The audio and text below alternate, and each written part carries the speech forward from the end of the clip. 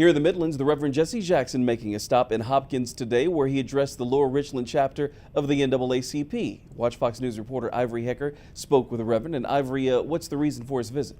Well, Daryl, he's here to speak at the NAACP Freedom Fund dinner in the Lower Richland community. And Reverend Jackson says what concerns him today is what he calls the will to attack poor people. He did start out by saying we've made great progress in civil rights in the last 50 years. The success of the civil rights movement has made a new South. You couldn't have had the great University of South Carolina Clemson game behind the cotton curtain. The walls had to come down. You couldn't have all this marvelous development, automotive industry and athletic industry and the high tech along I-85 had not the civil rights movement been successful. Reverend Jackson says some things that concern him are the effort of some in South Carolina to attack the Voting Rights Act and their will to attack the poor. It's strange to me that this state, with working poor people, would turn on $11 billion of Medicaid, which assists the poor.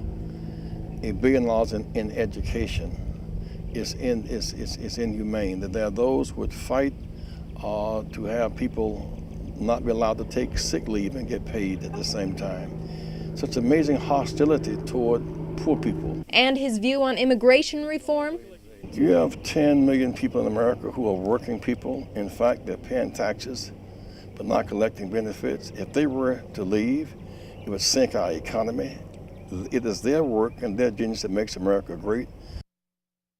The way Reverend Jackson sees it, we all came to America under different circumstances, and he says there is still room for all of us to live together and to grow and share and build. Daryl. Alrighty, thanks for that report, Ivory.